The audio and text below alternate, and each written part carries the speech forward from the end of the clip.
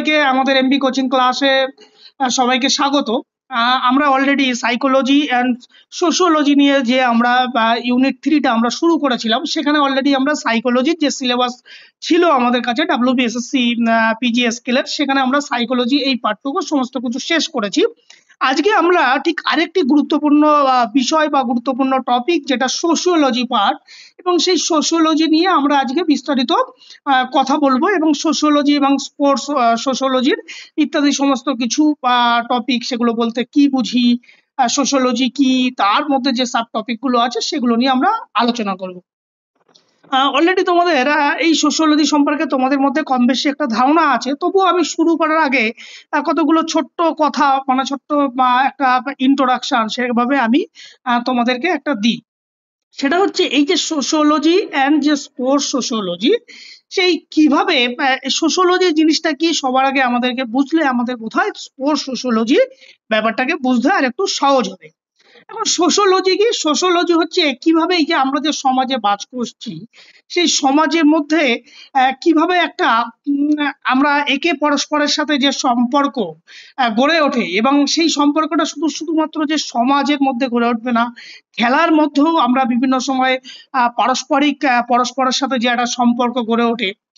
এবং এই বিষয়টা আমরা যে ফিজিক্যাল এডুকেশনে পড়ছি, সেটা আমাদের জন্য কেন এতটা গুরুত্বপূর্ণ হতে যাচ্ছে, তো আজকে সেই বিষয় নিয়ে আমরা আজকের এই ক্লাসে মূলত কিছুটা বলার আমরা চেষ্টা করব, এবং কিছুটা গল্পের মতো করে সেটাকে আমরা বোঝার চেষ্টা করব। প্রথমেই এই যে সোশিওলজি, এই সোশিওলজি হলো আমাদের যে সমাজ, আমরা যে মানুষ যে সমাজ বা সামাজিক যে সম্পর্ক বা সামাজিক যে প্রতিষ্ঠান, এবং আমাদের যে সংস্কৃতি বা আমাদের যে বিভিন্ন রকম আচার আচরণ আছে, সেই আচার আচরণ নিয়ে একটা বৈজ্ঞানিক যে অধ্যয়ন বা আচার আচরণ নিয়ে যে আলোচনা, তাকেই আমরা মূলত সমাজ বিজ্ঞান বা সমাজ তত্ত্ব বা সমাজবিদ্যা যাই বলি না কেন।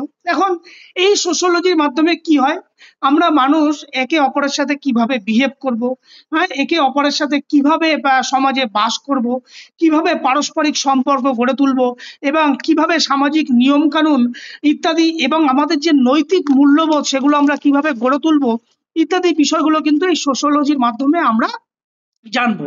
আবার যদি আমরা স্পোর্টস সোশিওলজি, এই যে কথাটা যদি বলি, স্পোর্টস সোশিওলজি কি? সোশিওলজিরই একটি শাখা। সেখানে কি করবে, সেখানে আমাদের খেলাধুলো এবং সামাজিক যে খেলাধুলোর মাধ্যমে যে পারস্পরিক সম্পর্ক গড়ে তোলে, এগুলো নিয়ে মূলত আলোচনা করে। এখন এই যে স্পোর্টস সোশিওলজি, সেটা কি করছে, খেলা কিভাবে আমাদেরকে সামাজিকরণ করে তুলছে, পারস্পরের সাথে কিভাবে সুসম্পর্ক করে তুলছে, সেটা জানবো।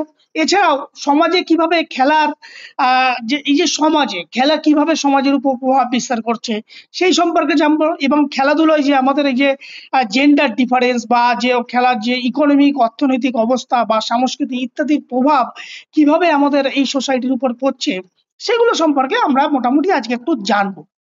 যদি আমরা সিম্পল এখানে আরেকটা কথা বলে আমি শুরু করি, যে উদাহরণ যে আমরা যে অলিম্পিক গেম হয়, এই অলিম্পিক কি শুধুমাত্র একটা কম্পিটিশন এক দেশের সাথে অন্য দেশের? না, অলিম্পিকের মাধ্যমে কি করছে, আমাদের একটা আন্তর্জাতিক পারস্পরিক একটা সম্পর্ক, পারস্পরিক একটা ঐক্য, পারস্পরিক একটা সংস্কৃতি কি হচ্ছে, এক দেশের সাথে অন্য দেশের বিনিময় হচ্ছে, এবং সেখানে কি হচ্ছে, একটা আন্তর্জাতিক সংস্কৃতি বা ঐক্য তৈরি হচ্ছে। এছাড়াও যদি আমরা এই যে বর্তমানে সব থেকে যে আবেগপ্রবণ যে খেলা, যেটা হচ্ছে ক্রিকেট, সেটা কি হয়, সেটা কি ক্রিকেট কি শুধু ভারতে শুধুমাত্র আমরা ওই একটা শুধুমাত্র খেলা অন্য খেলার মতো? না, এটি হচ্ছে একটা আমাদের সামাজিক আবেগ। যে আবেগ অনেক সময় কিন্তু আমরা যে কারণে ধরো বিশ্বকাপ ক্রিকেট দীর্ঘ বছর পর যখন আমাদের 1983 পরে যখন 2010 যখন ওয়ার্ল্ড কাপ পেলো, আমরা সবাই খুশিতে মেতেছিলাম। তাহলে এই যে যে সোশিওলজি বা এই যে স্পোর্টস সোশিওলজি, তাহলে আমাদেরকে বোঝাচ্ছে যে কিভাবে এই খেলাধুলার মাধ্যমে আরো সুন্দর, খেলাধুলার মাধ্যমে আমাদের যে মনুষ্য সমাজ, সেই সমাজকে কিভাবে আমরা আরো সুন্দর করে তুলতে পারি। তাই আমরা বলি যে সোশিওলজি বা এই যে স্পোর্টস বা খেলাধুলা শুধুমাত্র কোনো একটা জেনারেল ফিটনেস বা শুধুমাত্র একটা কম্পিটিটিভ নেচার নয়, এটা কিন্তু তার একটা সামাজিক মূল্য আছে। এবং এই সামাজিক মূল্যবোধ গঠনে কিন্তু একটা এই সোশিওলজি পার্ট বা এই স্পোর্টস সোশিওলজি কিন্তু একটা গুরুত্বপূর্ণ ভূমিকা গ্রহণ করে। এখন এখানে যদি এবার আমরা যে কথাগুলো লিখেছি সেগুলো যদি আমরা একটুখানি দেখি যে সোশিওলজি ব্যাপারটা কি। দেখো, সোশিওলজিকে আমরা সমাজবিদ্যা, সমাজবিজ্ঞান, সমাজতত্ত্ব ইত্যাদি যাই বলি না কেন, যে কোনো নামেই কিন্তু পরিচিত। এখন কি বলেছে, সমাজবিজ্ঞান হলো একটা বৈজ্ঞানিক ও পদ্ধতিগত অধ্যয়ন, যেখানে কত সায়েন্টিফিক এর উপর ভিত্তি করে সেটাকে আলোচনা করা হবে। যা কি করছে, যা মানব সমাজ, এই যে আমরা যে মনুষ্য সমাজ, আমাদের যে সামাজিক সম্পর্ক, পরস্পরের সাথে পরস্পরের যে সম্পর্ক, সামাজিক প্রতিষ্ঠান, আমাদের যে আচার আচরণ এবং সামাজিক গোষ্ঠীর যে কার্যক্রম ইত্যাদি বিশ্লেষণ করবে। এবং এটির ফলে কি হবে, কিভাবে আমরা সামাজিক গঠন, সাংস্কৃতিক নিয়ম, মূল্যবোধ, নৈতিকতা আমাদের মধ্যে গড়ে ওঠে, সেগুলো নিয়ে কিন্তু সমাজবিদ্যা মূলত আলোচনা করে। এখন এটা বলতে গিয়ে কতগুলো কথা আমরা আরো একটু বলা দরকার, যে আমরা সমাজে কিভাবে পারস্পরিক সম্পর্ক গড়ে তুলবো, কিভাবে আমরা একজনের সাথে অন্যজনের বিহেভ করব, কিভাবে আমরা আমাদের যারা বয়স্ক মানুষ বা যারা গুরুজন তাদের সাথে আমরা কিভাবে মিশবো, তাদের সাথে আমরা কিভাবে সম্পর্ক গড়ে তুলবো, সমাজের সাথে কিভাবে সম্পর্ক গড়ে তুলবো, হ্যাঁ, বা কিভাবে আমরা নিয়ম, মূল্যবোধ, সংস্কৃতি প্রভৃতি আচরণ নিয়ন্ত্রণ করবে। এবং পারিবারিক যে শিক্ষা, ধর্ম, রাজনীতি, অর্থনীতি প্রভৃতি প্রতিষ্ঠানের সাথে মানুষের জীবনে কিন্তু কিভাবে প্রভাব ফেলে, এই সমাজ বিজ্ঞান বা সোশ্যোলজি পাঠে সেই দিকগুলোই আলোচনা করা হয়। এখন এখানে সমাজবিজ্ঞানের বিভিন্ন সমাজবিদরা তারা কি করেছিল, এখানে সমাজবিদ্যার বিভিন্ন রকম ডেফিনিশন তারা দিয়েছিল। আমরা যদি দেখি, সমাজবিজ্ঞান কি, সামাজিক শৃঙ্খলা এবং অগ্রগতির বিজ্ঞান। অগ্রগতি মানে এই যে পারস্পরিক সুসম্পর্ক বজায় রাখা, সেই যে সম্পর্ক এবং পারস্পরিক যে সামাজিক নিয়ম, যে নৈতিকতা মেনে যে আমাকে সমাজবদ্ধ জীব হিসাবে চলা, তারই আলোচনা করে কিন্তু এই সমাজবিদ্যা। এখন এর কিছু নেচার এবং প্রকৃতি আছে, সেগুলো কি কি, যে সমাজবিদ্যা সাধারণত কেমন ধরনের হয়। সমাজবিজ্ঞানকে কি একটা আমরা আলাদা বিজ্ঞান বলতে পারি? না, সমাজবিজ্ঞান কি, সমাজবিজ্ঞান কিন্তু বিজ্ঞানের জাস্ট একটা পার্ট, যেখানে হচ্ছে সামাজিক বিজ্ঞান, যেটা কি করে আমাদের মানুষ ও সমাজ, যার আচার আচরণ সম্পর্ক নিয়ে মূলত আলোচনা করে। এবং সমাজবিজ্ঞান কি করছে, একটা পদ্ধতিগত বৈজ্ঞানিক পদ্ধতির মাধ্যমে কিন্তু এই মানুষের আচার আচরণ গুলোকে বিশ্লেষণ করে। এটা কি করছে, এটা পর্যবেক্ষণ ও অভিজ্ঞতা ভিত্তিক। ইয়েস, সমাজবিজ্ঞানে যে আমি যে পারস্পরের সাথে আলোচনা করছি, আমি কি কাউকে দেখে অবজার্ভ করছি যে ওর মধ্যে সোশ্যাল কোয়ালিটি গুলো আছে কিনা, সোশ্যাল ভ্যালু গুলো আছে কিনা, সে পারস্পরিক মূল্যবোধ বা নৈতিকতা তার মধ্যে আছে কিনা, এটা কি হচ্ছে আমরা পর্যবেক্ষণের মাধ্যমে দেখতে পাচ্ছি। অনেক সময় সেটা নিয়ে কি হয়, সোশ্যোলজিতে সেটা নিয়ে আমরা অনেক প্রকার গবেষণা করি, যে এই ধরনের খেলোয়াড়দের তাদের সামাজিক মূল্য কতটা, বা সমাজ সম্পর্কে তারা কতটা সচেতন। আর কি করে, সমাজবিজ্ঞান একটি তাত্ত্বিক ও প্রয়োগ বিজ্ঞান। কেন, কারণ বিভিন্ন প্রকার সামাজিক তত্ত্ব এবং সামাজিক পরিকল্পনা নীতি তৈরি করতে কিন্তু সাহায্য করে। এবং সমাজবিজ্ঞান কি করছে, পারিবারিক যে ধর্ম, শিক্ষা, রাজনীতি, অর্থনীতি প্রভৃতি নিয়ে কিন্তু এই সমাজবিজ্ঞানের মধ্যে আলোচনা করা হয়। সেটাই হচ্ছে মূলত সমাজবিজ্ঞানের প্রকৃতি। এখন এই সমাজবিজ্ঞানের সুযোগ সুবিধা কোথায় আছে, কোথায় ক্ষেত্রগুলো কোথায়। দেখো, সমাজবিজ্ঞান আমরা মূলত ওই যে সামাজিক যে বার্তা, যে আমাদের যে সোশ্যাল ভ্যালু যেগুলো হয়, সেগুলো কিন্তু সবার প্রথম আমাদের ফ্যামিলি, আমাদের পরিবার থেকে কিন্তু সবার প্রথমে হয়। এর বাইরে কি হয়, এর বাইরে সোশ্যাল ইনস্টিটিউশন থেকে হতে পারে, যেমন সামাজিক কোনো প্রতিষ্ঠান থেকে কিন্তু আমরা এই সোশ্যাল ভ্যালুগুলো সম্পর্কে জানতে পারি। সোশ্যাল প্রসেস, যেখানে সামাজিক প্রক্রিয়া, হ্যাঁ, যেখানে পরস্পরের সাথে সহযোগিতা, সংঘর্ষ, আপোষ, হ্যাঁ, মানিয়ে নেওয়া যে কোনো পরিস্থিতিতে, সেখান থেকে হতে পারে। সোশ্যাল চেঞ্জের, সামাজিক পরিবর্তন হতে পারে। হ্যাঁ, বিভিন্ন রকম যে আমাদের এই যে পারস্পরিক, কেউ ধরো সামাজিক আচরণ যদি তার ঠিক না হয়, তারা কি করি আমরা অনেক সময়, তাকে আমরা মেডিটেশন করি, বা তাকে আমরা বোঝাই, বা সোশ্যাল ভ্যালু বা সোশ্যাল রেসপেক্ট বা নৈতিকতা সম্পর্কে বলি। আর হতে পারে, আর কি হতে পারে, বিভিন্ন প্রকার সামাজিক সমস্যা, যেমন ধরো অপরাধমূলক কাজ, হ্যাঁ, বেকারত্ব, শিশু শ্রম, লিঙ্গ বৈষম্য ইত্যাদি। এছাড়া বিভিন্ন রকম সোশ্যাল প্রবলেম, যেটা হচ্ছে ধরো অর্থনৈতিক, বা তার সাইকোলজিক্যাল প্রবলেম, বা তার ইতিহাস ইত্যাদি, বা জেন্ডার ইনইকুয়ালিটি, আমরা যদিও জেন্ডার নিয়ে অনেকগুলো কথা বলবো। এই বিষয়গুলো কি করছে, এই সমস্ত বিষয়গুলো হচ্ছে যে আমাদের যে সামাজিক যে পারস্পরিক সম্পর্ক, সেই জায়গাগুলো কিন্তু এই বিভিন্ন দিক থেকে কিন্তু আমরা এই শিক্ষাগুলো নিতে পারি। এখন এই যে শিক্ষাগুলো যে পারস্পরের সাথে মেলবন্ধন, পারস্পরের সাথে সুসম্পর্ক, নৈতিকতা বজায় রাখবো, তাহলে স্পোর্টস সাইকোলজি কিভাবে কাজ করছে আমরা যদি দেখি, যে স্পোর্টস সাইকোলজি বা ক্রিয়া সমাজ বিজ্ঞান, এটি এই যে সাইকোলজি যে ব্যাপারগুলোকে বললাম, সেই সাইকোলজিরই একটা শাখা।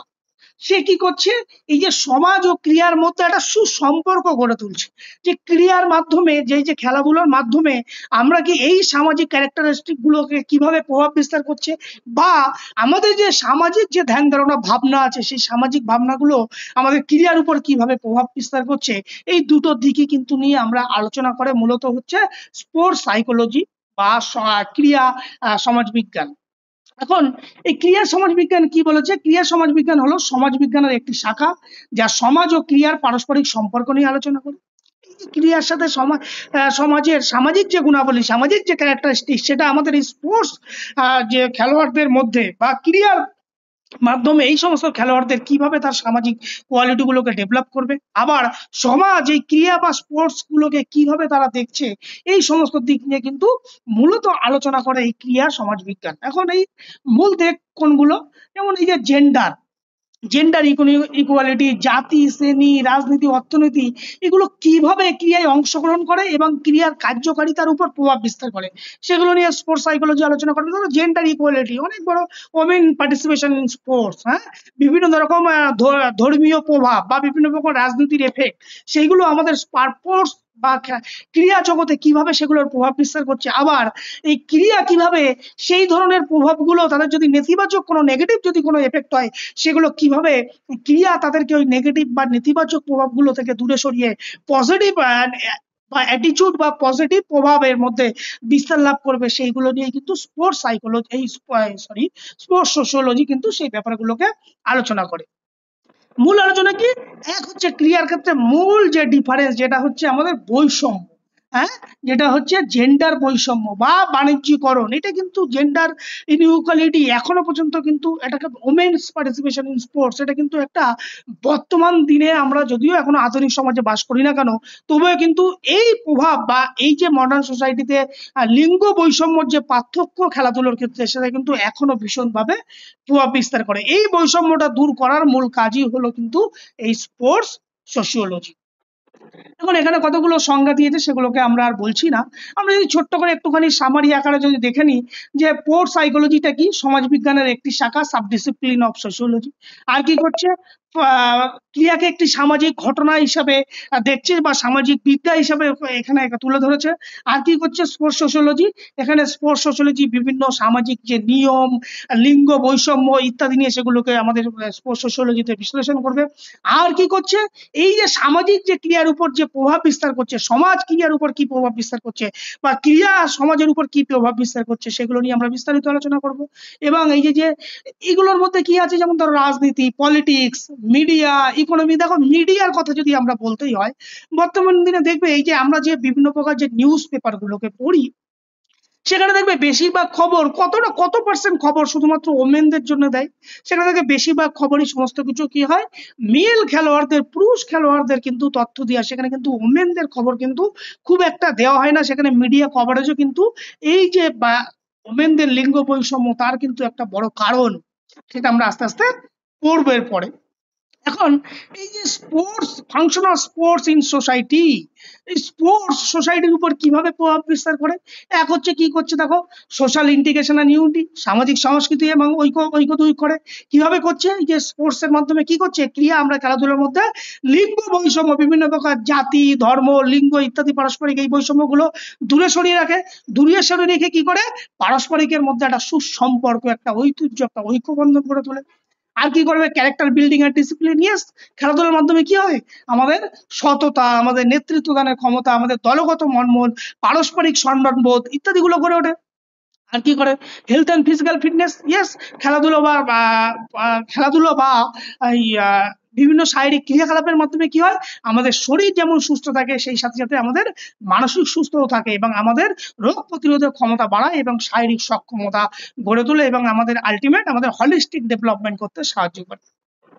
আর কি করে, ন্যাশনাল আইডেন্টি অ্যান্ড প্র্যাকটিসিজম, জাতীয় পরিচয়। আমাদের এই যে খেলাধুলার মাধ্যমে কি হয়, পারস্পরিক সহযোগিতার মাধ্যমে বা নিয়ম কানুন মূল্যবোধ শেখায়, সেই সাথে সাথে আমাদের কি হয়, একটা সোশ্যাল আইডেন্টিটি তৈরি করে। এবং দেশপ্রেমের প্রতি একটা কি হয়, ভালোবাসা জন্মায় আমাদের মধ্যে। আর কি হয়, সোশ্যালাইজেশন, কালচারাল ট্রান্সমিশন, যেটা সামাজিক উন্নয়ন মানে কি, পরস্পরের সাথে সহযোগিতা, কিভাবে পরস্পরকে আমরা শ্রদ্ধা করব, রেসপেক্ট করব, কিভাবে নিয়ম মানবো, হ্যাঁ, কিভাবে আমাদের মূল্যবোধ বা নৈতিকতা ইত্যাদিগুলো কি হয়, এই ক্রিয়া বা স্পোর্টস এর মাধ্যমে এগুলো আমাদের গড়ে তোলে। আর কি করে, এডুকেশনাল মোরাল ডেভেলপমেন্ট, গুরুত্বপূর্ণ পয়েন্ট। কি করে, আমাদের মধ্যে ন্যায় বিচার, সততা, মানে আমি কতটা সৎ, ন্যায় বিচার এবং নিয়ম নীতি এবং নৈতিকতা ইত্যাদি মধ্যে আমাদের মধ্যে এই এডুকেশন বা মোরাল ডেভেলপমেন্ট গুলো গড়ে তুলবে। আর কি করছে, ইকোনমিক ডেভেলপমেন্ট। ইয়েস, তুমি যদি একটা ভালো স্পোর্টস পারসন হয়, সেটাকে তুমি কি করো, কেরিয়ার হিসাবে বেছে নিতে পারো, যার ফলে তোমার ইকোনমিক্যাল ডেভেলপ হবে। এবার শুধুমাত্র কি একজন খেলোয়াড় বা একটা টিম শুধুমাত্র কি তার ইন্ডিভিজুয়াল ইকোনমিক্যাল ডেভেলপ করে, না, দেশের ইকোনমিকও রক্ষার ক্ষেত্রে কিন্তু এই স্পোর্টস একটা বিরাট গুরুত্বপূর্ণ ভূমিকা পালন করে।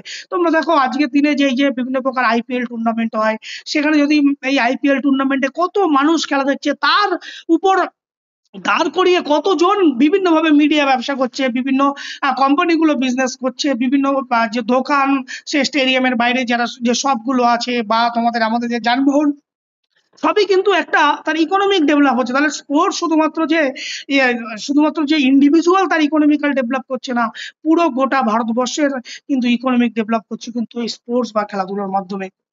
আর কি করছে, conflict resolution and peace building. একটা কি করছে, পারস্পরিক যে দ্বন্দ্ব, এবং সেই দ্বন্দ্বগুলো কি হয়, হ্যাঁ, দ্বন্দ্বগুলো কিন্তু দূর করতে কিন্তু স্পোর্টস মূলত আমাদেরকে সাহায্য করে। এবং কি হয়, এই যে পারস্পরিক যে হিংসা, মারামারি, এগুলো থেকে কিন্তু আমাদের কি করে, আমাদেরকে দূরে সরিয়ে রাখে, এবং আমাদের মধ্যে কি করে, একটা সোশ্যাল ভ্যালু বা নৈতিকতা ডেভেলপ করে। আর কি করে, এন্টারটেনমেন্ট অ্যান্ড রিক্রিয়েশন, বিনোদন ও মানসিক প্রশান্তি। খেলাধুলো অনেক সময় কি হয়, আমরা আমাদের মানসিক চাপ বা আমরা আনন্দ পাওয়ার জন্য অনেক সময় খেলি। তাহলে এই যে মেন্টাল স্ট্রেস কমাতে কিন্তু আমাদের স্পোর্টস ভীষণভাবে সাহায্য করে। আর কি হবে, ultimate tool for social change. Yes, আমাদের সামাজিক পরিবর্তন করে। খেলাধুলার মাধ্যমে কি হয়, আমাদের মধ্যে বৈষম্য দূর হয়, এবং আমাদের মধ্যে কি হয়, একটা সোশ্যাল আইডেন্টিটি তৈরি হয়, এবং আমাদের মধ্যে যে সোশ্যাল ভ্যালু বা সোশ্যাল যে কোয়ালিটি গুলো ছিল, স্পোর্টস কি করে, সেই কোয়ালিটি গুলোকে ডেভেলপ করে।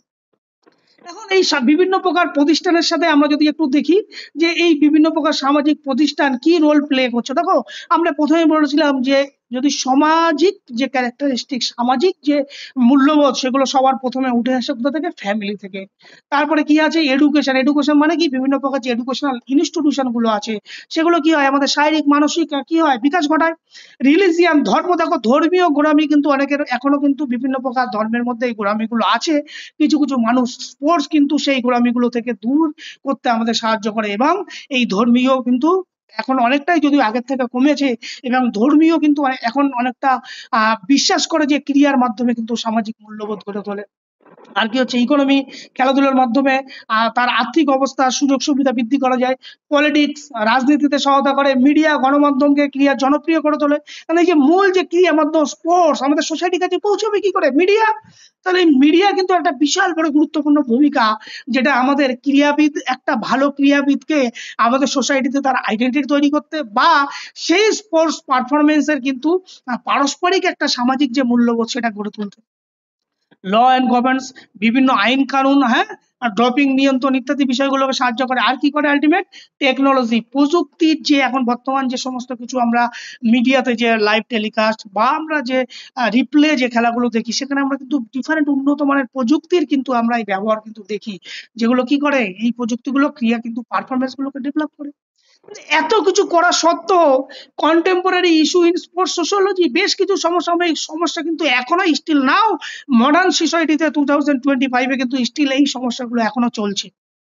সেগুলো কি কি, জেন্ডার ডিসক্রিমিনেশন সব থেকে বড় সমস্যা। ইয়েস, লিঙ্গ বৈষম্য এখনো, আমাদের যে এই যে খেলাধুলার মধ্যে নারী পুরুষের মধ্যে যে বৈষম্য, সেখানে কিন্তু এখনো পর্যন্ত বর্তমান। কারণ দেখবে, আমরা এই যে যেমন তার যে সোশ্যাল ব্যারিয়ার যেমন কিছু আছে, তার ফ্যামিলি প্রবলেম, তার সোসাইটি প্রবলেম, সেই সাথে সাথেও কিন্তু আমাদের নারীদের জন্য কিন্তু স্পোর্টসের সুযোগ সুবিধা কিন্তু পুরুষদের তুলনায় কম, এবং তাদের যে সাম্মানিক যে দেওয়া হয়, যে টাকা পারিশ্রমিক যে দেওয়া হয়, সেটা কিন্তু অনেকটাই পুরুষদের থেকে কম। এবং শুধুমাত্র এই জেন্ডার ডিসক্রিমিনেশন এই নেচারে কিন্তু যেটা মিডিয়া কভারেজও কিন্তু অনেকটাই কম, যদিও বর্তমানে কিছুটা আগের থেকে অনেকটাই রিডিউস হয়েছে, কিন্তু তবুও কিন্তু অন্যান্য খেলায় কিন্তু এই জেন্ডার ডিসক্রিমিনেশন অনেক বেশি। সেখানে কিন্তু তেমন কোনো নারীদের কোনো সুযোগ সুবিধা বা তাদের পারস্পর যে যে সম্মান, সেই অনুদান, সেইটুকু কিন্তু ন্যূনতম খুবই কম। আর কি করছে, হ্যাঁ, রেজিম, এথিক আর ডিসক্রিমিনেশন, জাতিগত বৈষম্য। এখনো কিন্তু খেলোয়াড়দের মধ্যে এই যে বিভিন্ন প্রকার জাতিগত বৈষম্য বা যে বিদ্বেষ, হ্যাঁ, তাদের মধ্যে যে মহিলারা যে খেলাধুলায় অংশগ্রহণ করতে পারে, এই আমরা কিন্তু এখনো মানে সোসাইটিতে সেইভাবে কিন্তু মেনে নিতে পারি না। এটা কিন্তু আমাদের কাছে একটা বড় contemporary issue. Doping and drug abuse, yes, ক্রীড়াক্ষেত্রে কিন্তু বর্তমান দিনে এই যে ডোপিং এর ব্যবহার কিন্তু দিনকে দিন বেড়ে চলেছে। যার ফলে কি হচ্ছে, ক্রিয়ার যে সৌন্দর্য, বিউটিনেস, সেটা কিন্তু নষ্ট করছে, এবং ক্রিয়ার কিন্তু একটা বা ক্ষতি, যেটা সামাজিক যে ক্ষতি, সেটা কিন্তু ধীরে ধীরে এর প্রবণতা কিন্তু বাড়তে চলেছে। আর কি করেছে, কমার্শিয়ালাইজেশন অফ স্পোর্টস, বাণিজ্যিকরণ, হ্যাঁ, মাঝে মধ্যে কি হয়, এই যে ক্রিয়ার অতিরিক্ত বাণিজ্যকরণের ফলে কিন্তু ক্রিয়ার যে মূল যে উদ্দেশ্য, সেই উদ্দেশ্যটা কিন্তু মাঝে মধ্যে কিন্তু নষ্ট হয়। ও কারণ অতিরিক্ত বাণিজ্যকরণ হয়ে গেছে ক্রীড়া, মূলত অনেকটা কি হয়েছে, এই বাণিজ্যিকরণ শুধুমাত্র যে আমাদের ন্যাশনাল লেভেলে সীমাবদ্ধ না, সেটা কিন্তু ইন্টারন্যাশনাল লেভেল পর্যন্ত দেখো। এই যে আইপিএল খেলা হচ্ছিল, সেখানে প্লেয়াররা বিভিন্ন প্রকার টিম কিনে খেলা হচ্ছিল।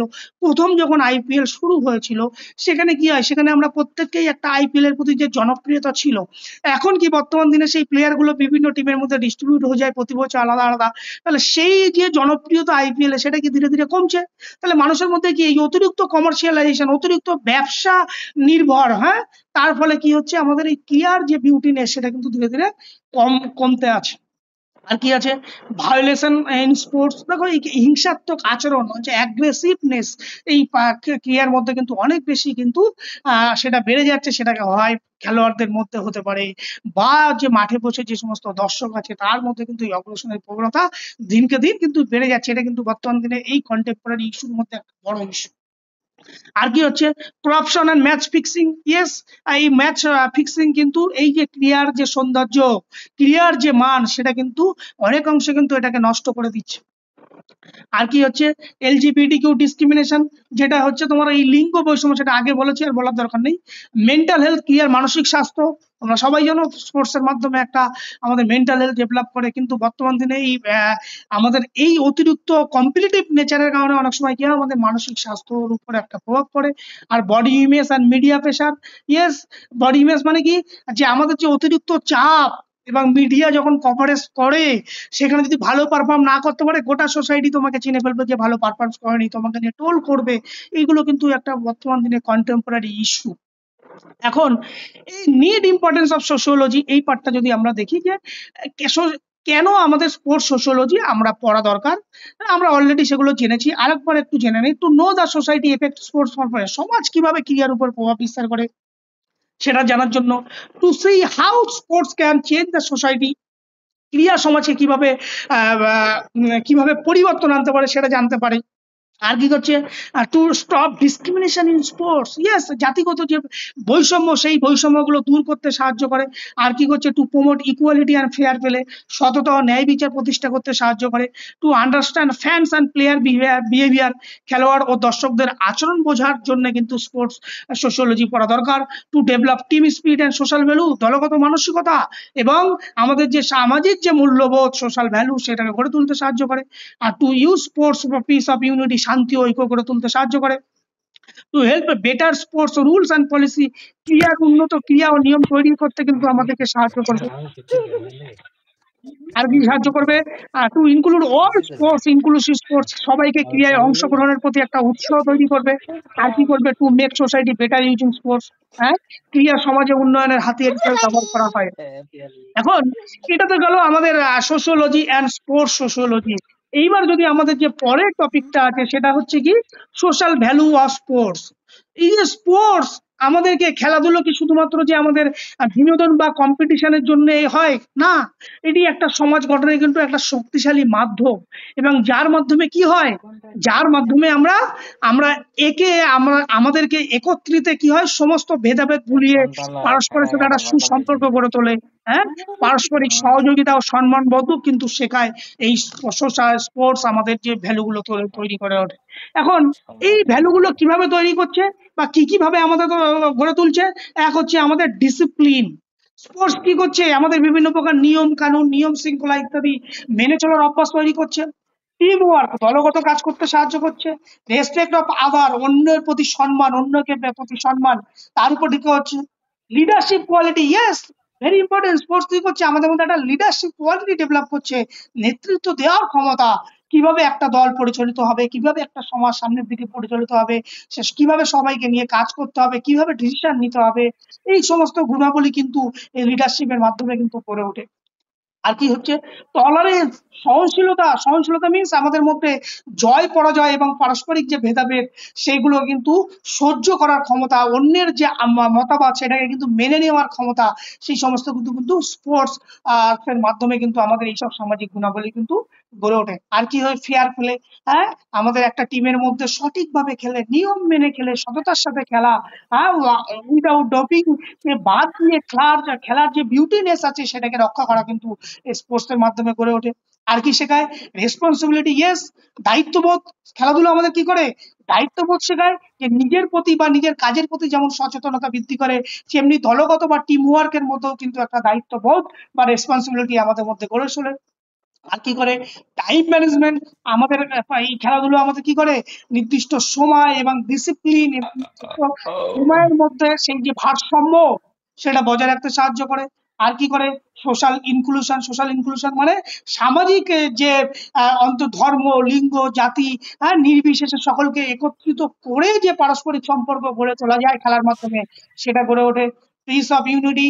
পিস ইউনিটি মানে কি? পারস্পরিকের মধ্যে একটা ঐক্য এবং শান্তি বজায় রাখতে সাহায্য করে।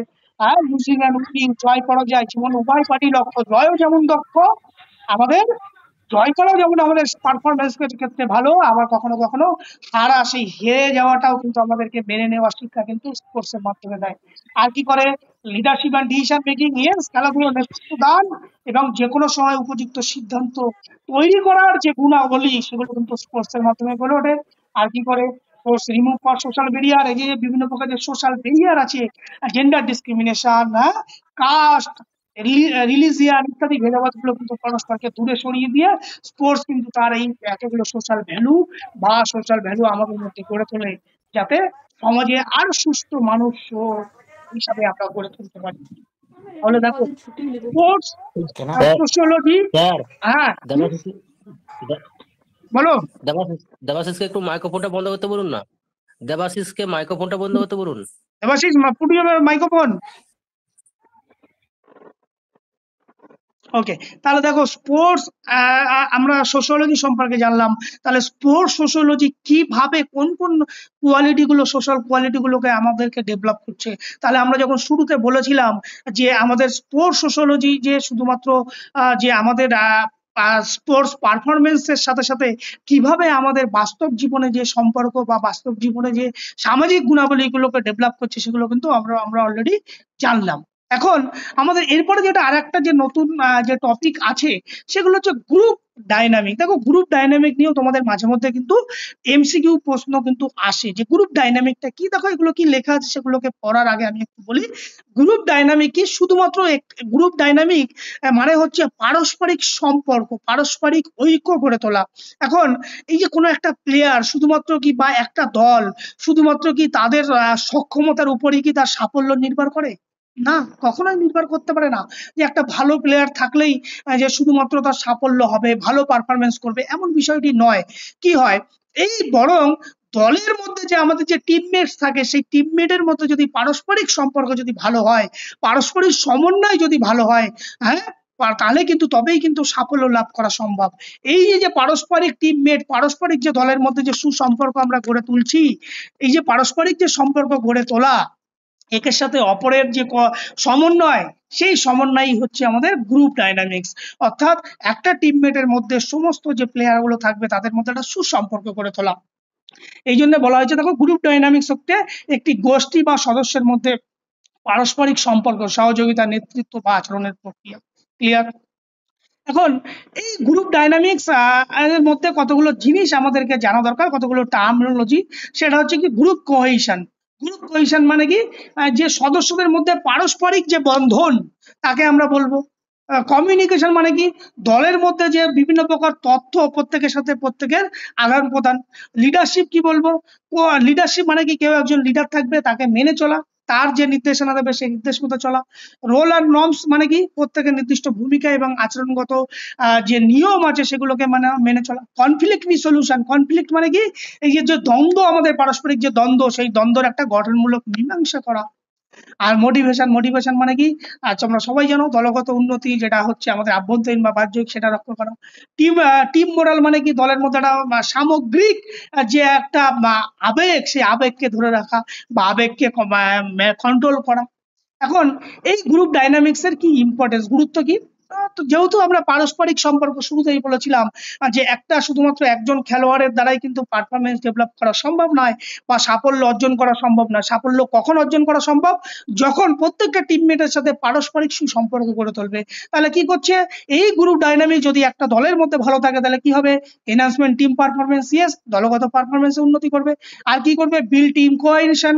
টিম কোহেশন মানে দলগত যে ঐক্য বা সংস্কৃতি, সেগুলোকে রক্ষা করবে, ইমপ্রুভ করবে কমিউনিকেশন কোঅর্ডিনেশন, ইয়েস, দলের মধ্যে সবার মধ্যে কি হয়, আর সবার সাথে একটা, সবার মধ্যে একটা যোগাযোগ বজায় থাকবে, এবং তার মধ্যে কি হবে, এবং একটা কোঅর্ডিনেশন অর্থাৎ সমন্বয় বৃদ্ধি করবে। অনেক সময় দেখি টিম গেমের মধ্যে আমরা ইশারায় কথা বলি বা ইশারা দিয়ে কোনো সিগন্যাল আমরা বোঝাতে চাই বা স্ট্র্যাটেজি আমরা সেট করি। তাহলে এই যে গ্রুপ ডাইনামিক্স যদি আমাদের যত ভালো থাকবে একটা টিমমেটের মধ্যে, তাহলে সেক্ষেত্রে আমাদের এই যোগাযোগ বা এই পারফরমেন্স কিন্তু ভালো হবে। আহ, আর কি করে, রিডিউস করে ইন্টারপার্সোনাল কনফ্লিক্ট। এই যে আমাদের যে অনেক সময় কি হয়, দলের মধ্যে বিভিন্ন টিমমেটের মধ্যে দ্বন্দ্ব থাকে। এখন এই দ্বন্দ্ব যদি থাকে, তাহলে কি হবে, পারফরমেন্স ভালো হবে না। এবার আমার সাথে আমার টিমেরই অন্য একটা প্লেয়ারের যদি দ্বন্দ্ব হয়, না আমি তোকে পাস দেবো না, আমি তোকে বল দেবো না, তাহলে কি পারফরমেন্স ভালো হবে? কখনোই হবে না। তাহলে এই গ্রুপ ডাইনামিক কি করে, এই পরস্পরের মধ্যে যে দ্বন্দ্ব সেগুলোকে দূর করে। আর কি করে, লিডারশিপ অ্যান্ড রেসপন্সিবিলিটি, ইয়েস, নেতৃত্ব দানের ক্ষমতা এবং যে আমাদের দায়িত্ববোধ, তার বিকাশ ঘটাতে সাহায্য করে। আর কি করে, boost motivation and team moral. হ্যাঁ, মোটিভেশন আমাদের মধ্যে কি হয়, এই পারস্পরিক গ্রুপ ডাইনামিকের ফলে সবার মধ্যে একটা মোটিভেশন ডেভেলপ হয় এবং আমাদের মধ্যে একটা মনোবল বৃদ্ধি পায়। আর কি করে, তোমার ডিসিপ্লিন অ্যান্ড স্পোর্টসম্যানশিপ, আমাদের মধ্যে একটা পারস্পরিক যে শৃঙ্খলা সেগুলোকে বজায় রাখে, আর আমাদের ক্রিয়া সম্পর্কে বিভিন্ন প্রকার সচেতনতা কিন্তু গড়ে তোলে। আর কি করে, সাপোর্ট টিম গোল অ্যাচিভমেন্ট, ইয়েস, প্রথমেই বলেছিলাম টিম গেম অ্যাচিভমেন্ট। যখন আমরা দলগত কোনো খেলা করবো, এই গ্রুপ ডাইনামিক যদি আমাদের ভালো হয়, তখন আমাদের কি হবে, আমার যে লক্ষ্য, সেই লক্ষ্য অর্জনের দিকে আমরা সাহায্য পাবে বা লক্ষ্য অর্জনের আরেকটু কাছে আমরা পৌঁছতে পারবো। আর কি করে, build moral trust and respect, পারস্পরিক সম্মান এবং বিশ্বাস অনেক বেশি বৃদ্ধি পাবে গ্রুপ ডাইনামিকের ফলে। রিডিউস করবে, কি করবে, ইন্টারনাল কনফ্লিক্ট, আর দলের মধ্যে যে আভ্যন্তরীণ সমস্যা সেগুলোকে দূর করতে সাহায্য করবে। আর ফাইনালি কি করবে, এনকারেজ ইউনিটি, ডিসিপ্লিন, স্পোর্টসম্যানশিপ, একটা ঐক্য, শৃঙ্খলা এবং ক্রিয়া সচেতনতা সম্পর্কে উৎসাহিত করবে। এই হলো মূলত আমাদের গ্রুপ ডাইনামিক্স। এখন আর একটা যে আমাদের যে লিডারশিপ কোয়ালিটি আছে, সেই লিডারশিপ সম্পর্কে তোমরা সবাই জানো, তবুও আমরা দেখো লিডারশিপ নিয়ে কতগুলো কথা বলি। যে লিডারশিপ কি, লিডারশিপ কোনো একটা দলকে যদি আমরা সাফল্যের পথে সামনের দিকে এগিয়ে নিয়ে যেতে চাই, হ্যাঁ, তাহলে এগিয়ে নিয়ে যাওয়ার জন্য একটা সঠিক নির্দেশনার প্রয়োজন। সঠিক নির্দেশনা না থাকলে আমরা কোন পথে হাঁটবো, কোন দিক দিয়ে যাব, সেই নির্দেশনাটা যদি না থাকে, তাহলে কিন্তু আমরা সঠিক পথে দল কিন্তু পরিচালিত হবে না। এখন এই নির্দেশনাটা দেওয়াই হলো কার কাজ, লিডারশিপের কাজ। তাহলে একজন যদি ভালো লিডারশিপ হয়, তাহলে কি ভালো দিক নির্দেশনা করবে, আর ভালো দিক যখনই নির্দেশনা করবে তখনই কি হবে, আমাদের পারফরমেন্স ভালো হবে। হ্যাঁ, তাহলে একজন ব্যক্তি এবং লিডারশিপ শুধুমাত্র দিক নির্দেশনা করে না, কি করে, টিমমেট যারা, অন্য যারা টিমমেটের যে আরো যে মেম্বার গুলো থাকে, তাদেরকে সবাইকে কি করে, মোটিভেট করে, তাদেরকে অনুপ্রাণিত করে, এবং তাদেরকে অনুপ্রাণিত করে কি হয়, লক্ষ্যে পৌঁছাতে সাহায্য করে। সেটাই হচ্ছে লিডারশিপ। এখন লিডারশিপ মানে হচ্ছে, দেখো, যে নেতৃত্বের গুণাবলী বলতে বোঝায় একটি ব্যক্তির সেই দক্ষতাগুলো যার মাধ্যমে একটি গোষ্ঠী তার পরিচালিত, অনুপ্রাণিত এবং প্রভাবিত লক্ষ্যে পৌঁছাতে সাহায্য করে। সেই কথাগুলোকেই বললাম। এখন এই এই যে লিডারশিপ, তার কি কি বৈশিষ্ট্য থাকা দরকার, একজন ভালো লিডারের কি কি গুণ থাকা দরকার। Vision and goal directed, yes, তার ভবিষ্যৎ দৃষ্টি থাকা দরকার। একটা লিডারশিপ যদি ইন ফিউচার কি হচ্ছে সেটা আগে থেকে যদি সঠিকটা বুঝতে পারে, তাহলে কি হয়, তার পক্ষে সমস্ত নেতৃত্ব দেওয়ার পক্ষে সহজ হয়। তাহলে একজন ভালো লিডারের কিন্তু এই ভিশন থাকা উচিত, ভবিষ্যৎ দৃষ্টি ভালো হওয়া উচিত, এবং গোল ওরিয়েন্টেড, অবশ্যই যে পার্টিকুলার যে লক্ষ্য, সেই লক্ষ্য ভিত্তিক জন্য চিন্তা ভাবনা থাকা উচিত। আর কি হয়, কমিউনিকেশন স্কিল, ইয়েস, যোগাযোগ দক্ষতা থাকা উচিত। হ্যাঁ, কারণ লিডারশিপ মানে কি পারস্পরের মধ্যে শুধুমাত্র টিমমেটদের সাথে যোগাযোগ হবে না, টিমমেট, কোচ এবং আদার্স মেম্বার প্রত্যেকের সাথে কিন্তু একটা যোগাযোগ, ভালো কমিউনিকেশন রাখা দরকার। তাহলে লিডারশিপ হতে হলে কিন্তু অবশ্যই কমিউনিকেশন স্কিল থাকা দরকার। উইদাউট কমিউনিকেশন স্কিল কিন্তু কখনোই ভালো লিডার হতে পারে না। আর কি হবে, কনফিডেন্স, ইয়েস, আত্মবিশ্বাস রাখতে হবে। যেমন নিজের প্রতি আত্মবিশ্বাস থাকতে হবে, তেমনি দলের বা টিমের প্রতিও কিন্তু একটা ভালো লিডারের আত্মবিশ্বাস রাখতে হবে। আর কি, ডিসিশন মেকিং এবিলিটি, তার সিদ্ধান্ত নেওয়ার ক্ষমতা কিন্তু থাকতে হবে। বিভিন্ন পরিস্থিতি অনুযায়ী আমাদের কিন্তু সিদ্ধান্ত বদল করতে হয়। তাহলে একজন ভালো লিডারের কিন্তু ডিসিশন মেকিং এবিলিটি থাকা দরকার। মোটিভেশন, হ্যাঁ, অলয়ের জন্য লিডার অলয়ের জন্য মোটিভেট থাকে, এবং লিডারের মধ্যে যেন কোয়ালিটি থাকে, অন্য কেউ বা টিমমেট আদারকেও যাতে মোটিভেট করতে পারে, সেই মোটিভেশন এবিলিটি যেন তার মধ্যে, লিডারের মধ্যে থাকে। আর কি থাকবে, এমপ্যাথি আর আন্ডারস্ট্যান্ডিং, ইয়েস, সহানুভূতি যেন লিডারের প্রতি থাকে, আদার যে টিমমেট তাদের প্রতি যেন সহানুভূতি বা তাদেরকে যে বোঝার ক্ষমতা, সেটা একটা ভালো লিডারশিপে থাকা উচিত। আর কি হবে, ডিসিপ্লিন আর ইন্টিগ্রিটি, একটা লিডার অলওয়েজ কি হবে, শৃঙ্খলা প্রয়ণ হওয়া উচিত এবং সৎ হওয়া উচিত। লিডার যদি সৎ না হয় তাহলে কিন্তু কখনোই ভালো রেজাল্ট বা ভালো পারফরমেন্স কখনোই কিন্তু সম্ভব নয়।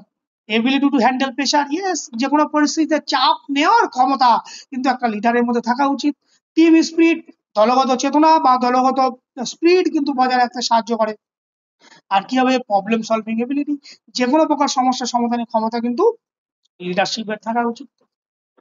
এখন ইম্পর্টেন্স, এখন ক্রিয়া পারফরমেন্সের ক্ষেত্রে importance of leadership in sports, ক্রিয়া ক্ষেত্রে নেতৃত্বের গুরুত্ব কি, বিল টিম ইউনিটি, ইয়েস, দলগত ঐক্য গড়ে তোলে, এনহান্সমেন্ট টিম মোরাল, দলের মনোবল বাড়াতে সাহায্য করে, বুস্ট মোটিভেশন এবং প্লেয়ার খেলোয়াড়দের মধ্যে উৎসাহ প্রদান করতে সাহায্য করে, help effective decision making, yes, কার্যকরী সিদ্ধান্ত শুধু ডিসিশন নিলেই হবে না, সঠিক ডিসিশন নেওয়ার ক্ষমতা গ্রহণ করতে সাহায্য করবে। রিসলভ কনফ্লিক্ট স্কিলফুলি, দলের মধ্যে যে দ্বন্দ্ব সেগুলো খুব সহজেই যাতে সেগুলোকে সলভ করা যায়, ভুল বোঝাবুঝি যাতে মিটিয়ে ফেলা যায় সেটা করতে সাহায্য করবে। আর ডেভেলপ রেসপন্সিবিলিটি অ্যান্ড ডিসিপ্লিন, দায়িত্ববোধ এবং শৃঙ্খলাবোধ এর বিকাশ করবে। Encourage team cooperation and coordination, দলের সহযোগিতা এবং সমন্বয় উৎসাহিত করবে। হ্যাঁ, ইমপ্রুভ করবে ওভারঅল টিম পারফরমেন্স, দলের সামগ্রিক পারফরমেন্সকে উন্নতি করতে সাহায্য করবে। আর কি করবে, guide pressure situation and critical movement, চাপের যে কোনো মুহূর্তে সঠিক দিক নির্দেশনা করতে সাহায্য করবে। আর role model of the player, এবং লিডার জন্য এমন হওয়া উচিত খেলোয়াড়দের একজন আদর্শ হিসাবে গড়ে উঠতে সাহায্য করে। এটা তো গেল লিডারশিপ, তার কোয়ালিটি, তার ইম্পর্টেন্স। এখন এই যে যদি আমরা দেখি লিডারশিপ কত ধরনের হয়ে থাকে, very important, types of leadership, leadership কত প্রকার ও কি কি, সেটা যদি দেখি, প্রথমেই দেখবো আমরা কি, অটোক্রেটিক, স্বৈরাচারী নেতৃত্ব। অটোক্রেটিক লিডারশিপ আমরা কাকে বলবো, এই অটোক্রেটিক লিডারশিপ হচ্ছে এমন এক ধরনের লিডার যারা কারো কথা শুনবে না, টিমমেটদের কোনো কথা শুনবে না, তারা কি করবে, নিজেরাই নিজের থেকে ডিসিশন নেবে, নেতা এককভাবে একা একা সিদ্ধান্ত নেবে, কারো মতামত তখন কিন্তু ওই লিডারে গ্রহণ করে না। আর কি করে, এদের কি দ্রুত সিদ্ধান্ত গ্রহণ করা সম্ভব, ইয়েস, যদি একা একা যখন কোনো টিমমেটদের সাথে আলোচনা না করে, যদি একা একা কোনো কিছু সিদ্ধান্ত নেয়, তাহলে কি হয়, দ্রুত সিদ্ধান্ত নেওয়া সম্ভব হয়। আবার কি হয়, কোনো জরুরি পরিস্থিতি, হঠাৎ করে কোনো সিদ্ধান্ত নিতে হবে, এমন কোনো জটিল সিচুয়েশনে কিন্তু এই ধরনের লিডার খুবই কার্যকরী, তাদেরকে আমরা অটোক্রেটিক লিডার বলবো। ডেমোক্রেটিক লিডার কাকে বলবো, সে হচ্ছে সবসময় সহযোগিতাপূর্ণ, হ্যাঁ, সে কি করবে, ঐক্য বজায় রাখতে সাহায্য করে, তার যে টিমমেট আছে, দলের যে অন্যান্য যে মেম্বার্স আছে, সবাইকে সে উৎসাহ দেয়, এবং সবার কাছ থেকে একটা মতামত নিয়ে কিন্তু পরামর্শ নিয়ে সেখানে একটা সিদ্ধান্ত গড়ে তোলে, এবং দলগত যে সংহতি সেগুলো কিন্তু গড়ে তোলে ডেমোক্রেটিক লিডার। আর কি হচ্ছে, লেসেস্ফিয়ার লিডারশিপ, স্বাধীন নেতৃত্ব কাকে বলবো, এরা একদম স্বাধীন, এরা সমস্ত টিমমেটদেরকে একদম স্বাধীনভাবে দায়িত্ব নিতে পারে, একদম পূর্ণ স্বাধীনতা সমস্ত টিমমেটদেরকে দেয়, এরা কোনো হস্তক্ষেপ প্রায় নাই, যে এখানে সদস্যরা, প্রত্যেক সদস্যরাই তারা কি হয়, স্বাধীনভাবে কাজ করতে পারে বা স্বাধীনভাবে যে কোনো সিদ্ধান্ত নিতে পারে। আর হচ্ছে ট্রান্সফরমেশনাল লিডারশিপ কাকে বলে, এরা হচ্ছে অনুপ্রাণিত, উৎসাহিত করে, এরা কি করবে, অন্যান্য যে টিমমেট আছে, হ্যাঁ, তাদেরকে কি করবে, অনুপ্রাণিত করবে এবং উৎসাহিত করবে, এবং বিভিন্ন প্রকার নতুন নতুন চিন্তা ভাবনা যদি অন্য কোনো টিমমেট থেকে আসে, সেই চিন্তা ভাবনা গুলোকে সে তখন, এই ধরনের লিডারশিপ যারা থাকে তারা কিন্তু তাদেরকে উৎসাহিত করে, এবং কি করে, এরা কিন্তু কোচ এবং খেলোয়াড়দের মধ্যে একটা সুসম্পর্ক কিন্তু গড়ে তুলতে সাহায্য করে, এবং যে কোনো খেলোয়াড়কে কিন্তু এরা অনুপ্রাণিত করতে পারে, এই ধরনের লিডারশিপ কোয়ালিটি যাদের মধ্যে থাকে। ট্রানজ্যাকশনাল লিডারশিপ, লেনদেন ভিত্তিক লিডারশিপ কি বলছে, এরা সাধারণত পুরস্কার ও শাস্তির ভিত্তিতে, মানে একটা পুরস্কার দিলে বা শাস্তি, পানিশমেন্ট ইত্যাদির উপর ডিপেন্ড করে এবং নির্দিষ্ট কতগুলো রুলস রেগুলেশনের উপর কিন্তু এরা বিশ্বাস করে এবং নির্দিষ্ট রুটিন মাফিক কিন্তু এরা সমস্ত কিছু করতে চায়। এরা নিজেদের যে কর্মক্ষমতা বা কর্মদক্ষতা তার উপরে কিন্তু জোর দেয় এবং এবার নিয়মিত কিন্তু এরা অনুশীলন করে এবং নিয়মিত এরা কাজ ভিত্তিক, অর্থাৎ যে এক্সারসাইজ শিডিউল বা যে দক্ষতা বা যে শিডিউল করা থাকে আগে সেটা কিন্তু মেনে চলতে কিন্তু এরা খুব হেল্প কাজ করে। আর কি আছে, ক্রিসমেটিক লিডারশিপ, এরা কি করছে, এরা ব্যক্তিগত আকর্ষণে প্রভাবিত, এরা খুব আবেগপ্রবণ হয়ে থাকে। এই ধরনের লিডারশিপ খুব আবেগপ্রবণ। এরা কি হয়, অন্য অন্য যে খেলোয়াড়দের কাছে তাদেরকে কাছে অনুপ্রাণিত করে এবং এরা খুব প্রভাবশালী হয়। প্রভাবশালী মানে এরা নিজে থেকে যে সিদ্ধান্ত নেবে, হ্যাঁ, সেটাকেই অন্যের উপর চাপিয়ে দেওয়ার একটা প্রবণতা বা চাপিয়ে দেওয়ার একটা ইচ্ছা কিন্তু থাকে এদের মধ্যে। আর কি হচ্ছে, টাস্ক ওরিয়েন্টেড। টাস্ক ওরিয়েন্টেড মানে কি, এদের এই ধরনের লিডারশিপের মূল লক্ষ্যই হচ্ছে তাদের যে গোল থাকে, যে ফোকাস থাকে, সেই ফোকাসটাকে অর্জন করা, অ্যাচিভ করা। এরা যে ব্যক্তিগত যে পার্সোনাল যে সম্পর্ক সেদিকের উপর ধ্যান না, এদের মূল লক্ষ্যই হচ্ছে তাদের যদি কোনো যে প্রতিযোগিতা থাকবে সেই প্রতিযোগিতায় জয় লাভ করাই হচ্ছে তাদের মূল কাজ, টাস্ক ওরিয়েন্টেড লিডারশিপ। আর হচ্ছে পিপল ওরিয়েন্টেড লিডারশিপ কি হচ্ছে, এরা মূলত কি করে, দলের কল্যাণ সাধনে এবং পারস্পরিক সম্পর্ক বজায় রাখতে আমরা এই এবং পারস্পরিক যে সুসম্পর্ক, হ্যাঁ, এবং দলের যে মনোবল সেগুলোকে রক্ষা করে এরা কাজ করতে চলে। মূলত যেটা হচ্ছে আমাদের এই যে পরীক্ষায় যে ইম্পর্টেন্ট যেটা, সেটা হচ্ছে অটোক্রেটিক লিডারশিপ থেকে মাঝে মধ্যে প্রশ্ন আসে।